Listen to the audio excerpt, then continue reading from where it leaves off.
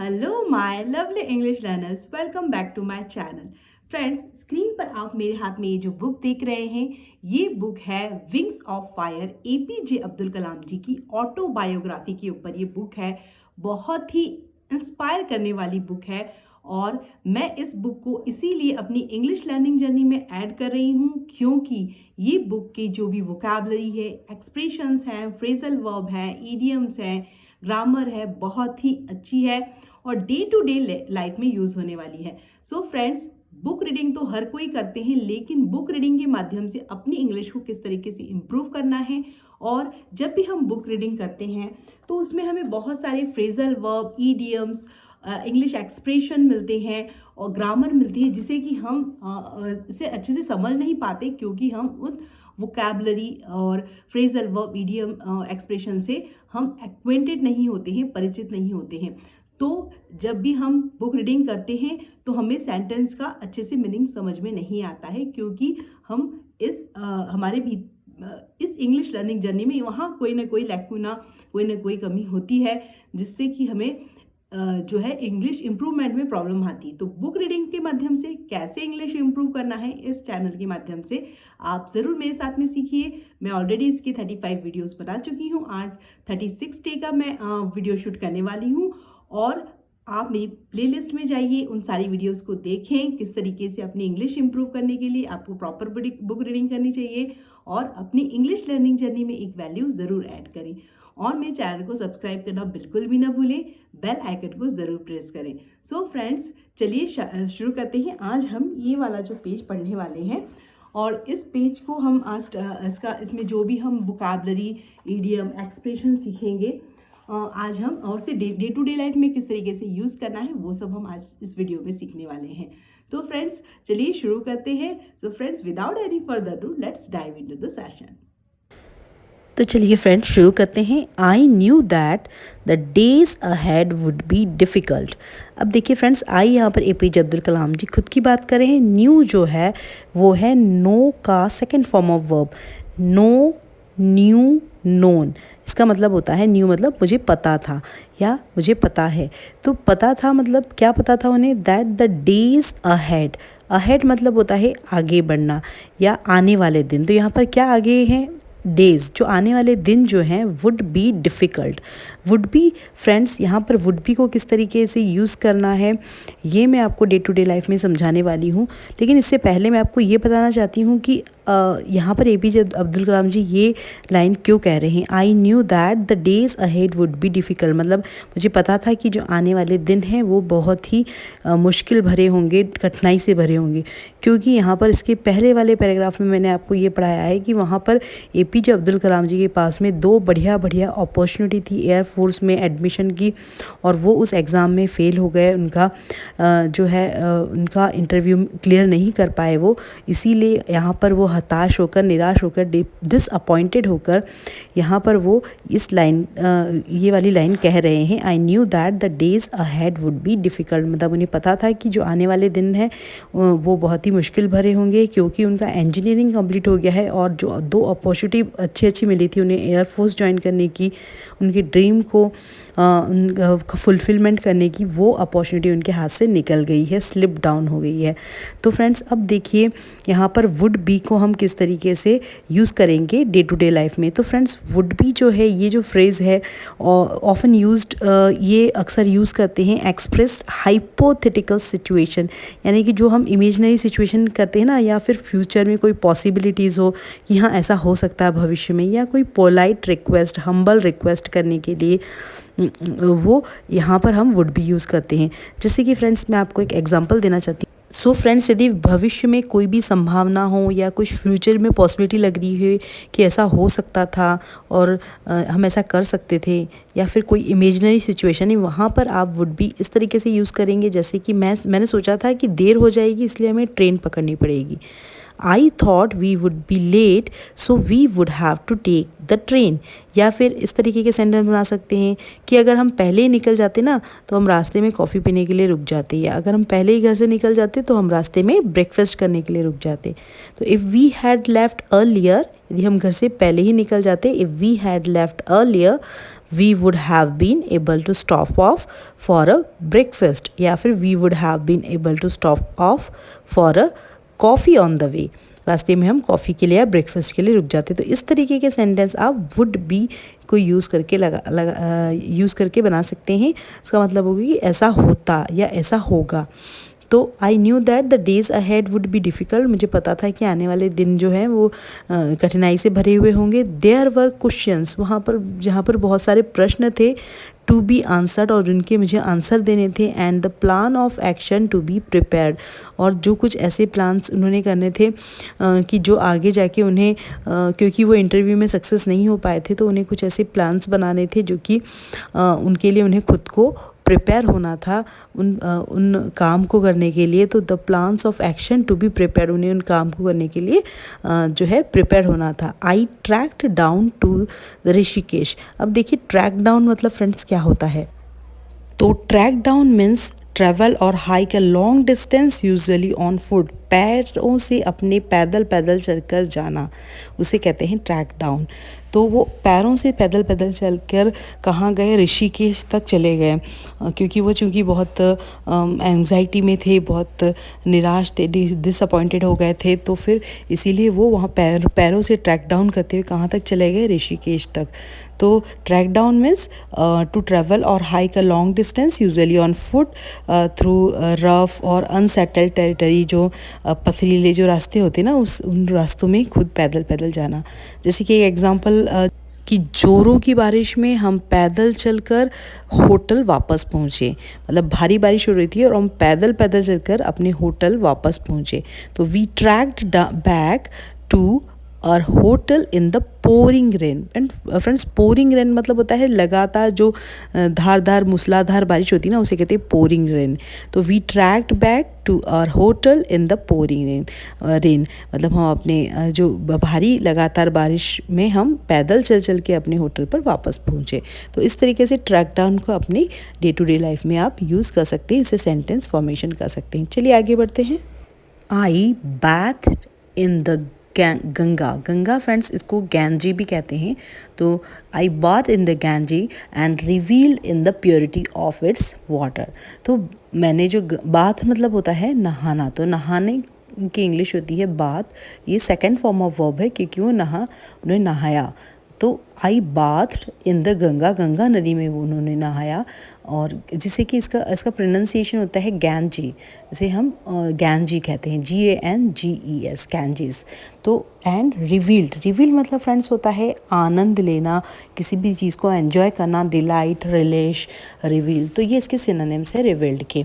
और उन्होंने वहाँ जो गंगा नदी में नहाए एंड रिवील्ड, आनंद लिया इन the purity of its water, वो जो गंगा नदी की जो पवित्रता थी उसका आनंद उठाया उन्होंने, APJ अब्दुल कलाम जी ने। Then I walked to the Shivananda Ashram situated a little way up the hill। उन्होंने कहा कि उसके बाद वो कहाँ निकल गए, वॉक टू मतलब वो कहाँ चल पड़े, किस और चल पड़े, एक शिवानंद आश्रम था जो कि कहाँ पर सिचुएटेड मतलब होता है स्थित था।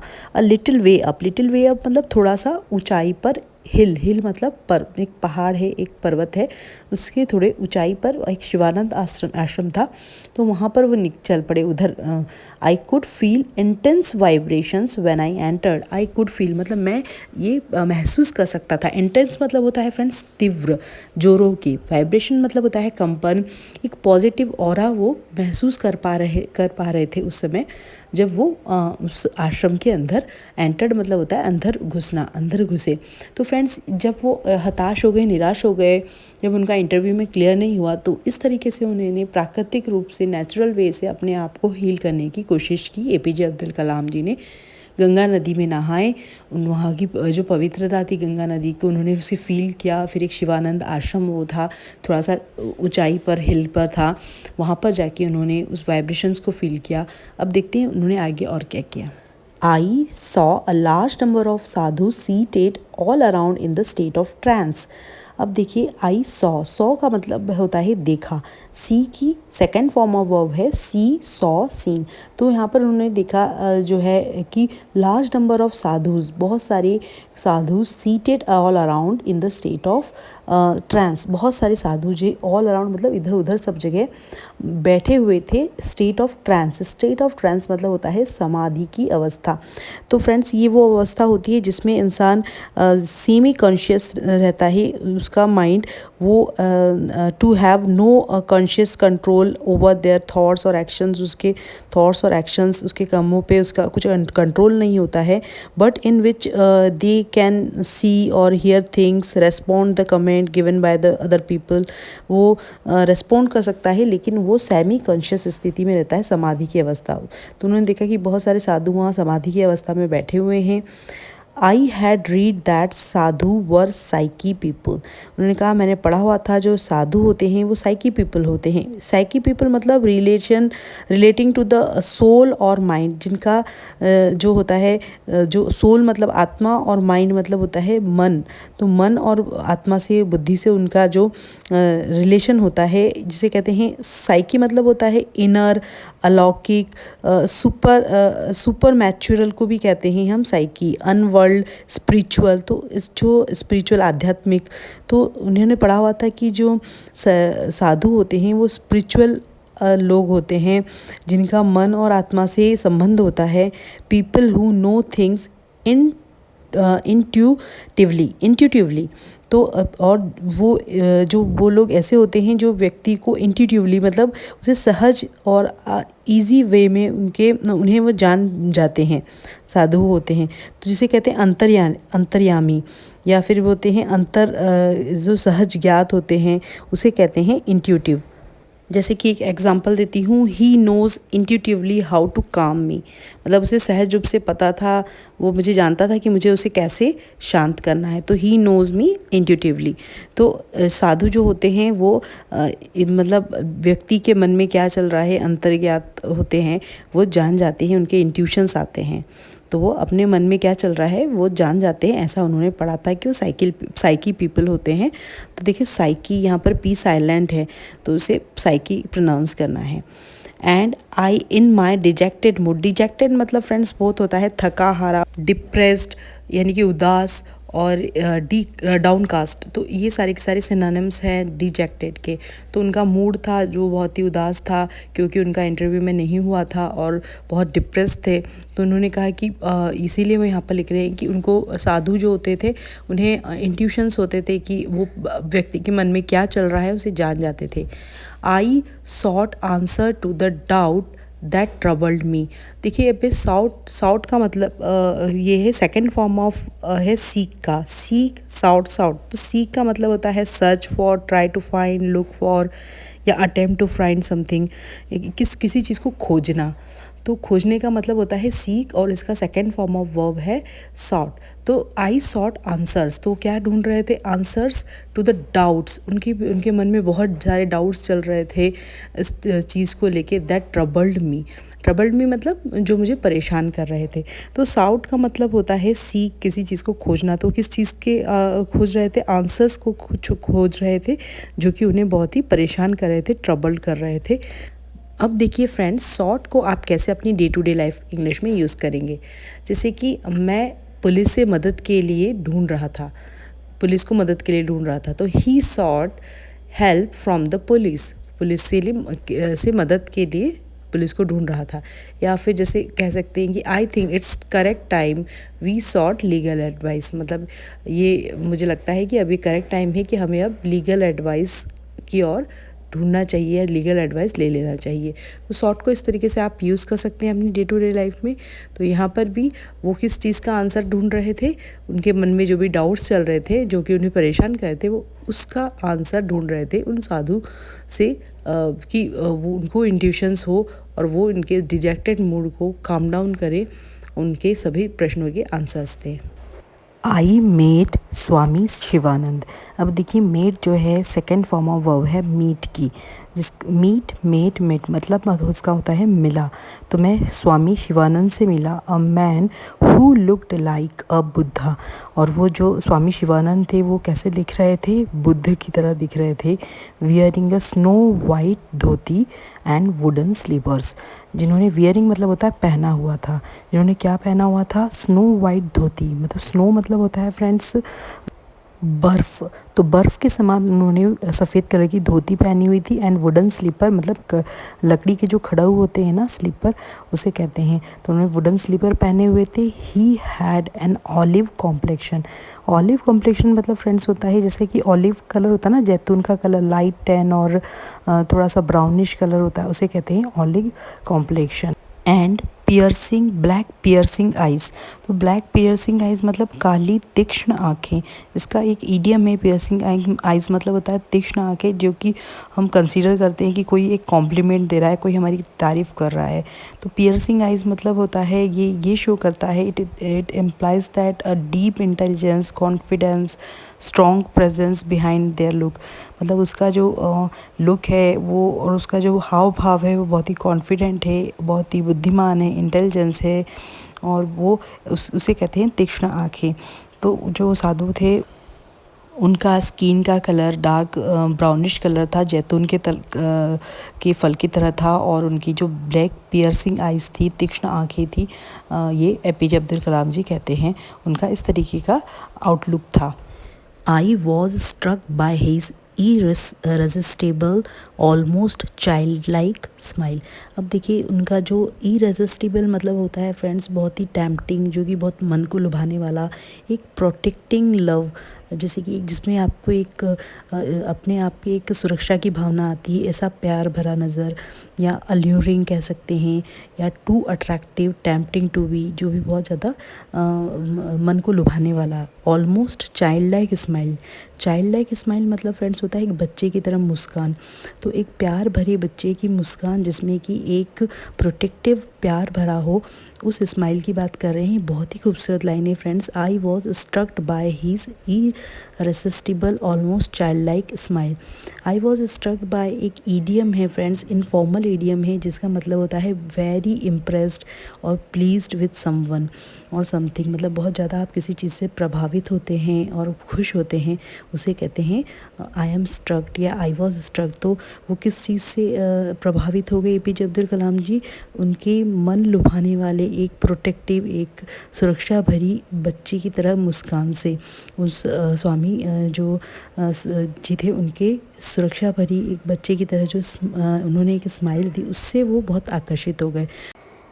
इस ईडियम को हम अपनी डे टू डे लाइफ में किस तरीके से यूज़ करेंगे? जैसे कि विजिटर्स सुंदर प्राकृतिक सुंदरता को देखकर आकर्षित हो गए। तो visitors are always struck by the beauty of the landscape. Landscape मतलब फ्रेंड्स होता है परिदृश्य, जो सुंदरता होती है धरती की, उसे कहते हैं लैंडस्केप।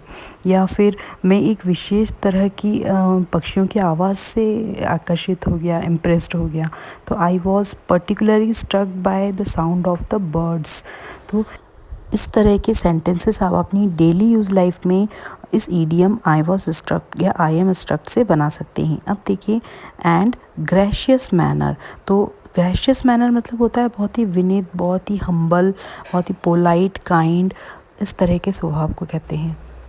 तो जैसे कि हम कहते हैं कि उसका जो स्वभाव है बहुत ही जो है ग्रेशियस है, विनम्र है और बहुत ही शांत स्वभाव का है। तो हम ऐसे सेंटेंस बना सकते हैं, he was very gracious and his manner was quite calm. या फिर हम ये कह सकते हैं कि उसने बहुत ही विनीत भाव से हमें ऑफ़र किया उसके घर पर रहने के लिए। तो it was very gracious of him to offer us a place to stay. तो इस तरीके के सेंटेंस हम ग्रेशियस जो वोकैबुलरी को यूज़ करके बना सकते हैं, जो कि आपकी इंग्लिश लर्निंग जर्नी में बहुत ही ज़्यादा मदद करने वाली है। तो यहाँ पर भी जो साधु थे उनका जो स्वभाव था बहुत ही विनीत था, ग्रेशियस मैनर था। तो इसी चीज़ से एपीजे अब्दुल कलाम जी स्ट्रक्ट हो गए उनके चाइल्डिश स्माइल और उनके प्रोटेक्टिव लविंग मैनर से, विनीत स्वभाव से। तो फ्रेंड्स ये सारी वोकैबलरी जो भी आज हमने पढ़ी है, इडियम्स, फ्रेजल वर्ब, ये सारे के सारे वो वोकैबलरीज़ हैं जो कि आपके डे टू डे लाइफ में यूज़ होते हैं। तो फ्रेंड्स हम आपको इसीलिए इस तरीके से ट्रेन कर रहे हैं कि आप इन सारे वर्ड से, इन सारे इडियम, फ्रेजल वर्ब से एक्वेंटेड हो जाएं और आज से ही अपनी डे टू डे लाइफ में इसे यूज़ करना शुरू कर दें। तो फ्रेंड्स अब नेक्स्ट पैराग्राफ हम नेक्स्ट वीडियो में लेंगे और आप स्क्रीन पर ये सब जो देख रहे हैं ये वो वर्ड्स हैं जो हमने आज इस वीडियो में पढ़े हैं। तो फ्रेंड्स इन की आप जो है स्क्रीनशॉट ले लीजिए और इसे आज से ही अपनी डे टू डे लाइफ में यूज़ करना शुरू कर दीजिए। सो फ्रेंड्स मैं मिलती हूँ आपको नेक्स्ट वीडियो में नए पैराग्राफ के साथ में। So friends, if this video add any value in your English learning journey, please do subscribe my channel and don't forget to hit the bell icon। मेरे चैनल को सब्सक्राइब करें, bell icon को press करें, जिससे कि मुझे मिलता रहे आपका प्यार और मोटिवेशन। फ्रेंड्स आपका एक सब्सक्रिप्शन मुझे बहुत सारा प्यार और मोटिवेशन देता है और इस बुक को मैं कंप्लीट करना चाहती हूँ और आपको सिखाना चाहती हूँ ढेर सारी English vocabulary, idiomatic expression, phrasal verb, grammar और बहुत कुछ जो कि आपके इंग्लिश लर्निंग जर्नी में मददगार हो। सो फ्रेंड्स मेरे चैनल को ज़रूर सब्सक्राइब करें और keep learning, keep growing, keep watching my videos. Thanks for watching my video.